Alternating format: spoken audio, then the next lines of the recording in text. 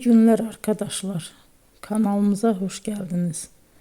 Bugün yine sizler için yepyeni videolarla karşınızdayım.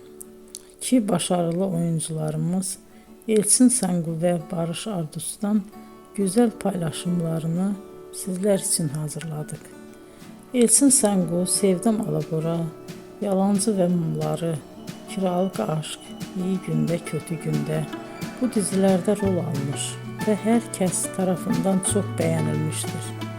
Biz de Elçin Sangu ve Barış Ardus'tan en güzel sempatik fotolarını sizler için hazırladık.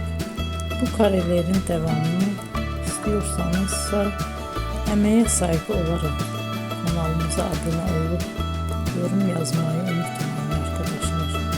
Teşekkür ederim.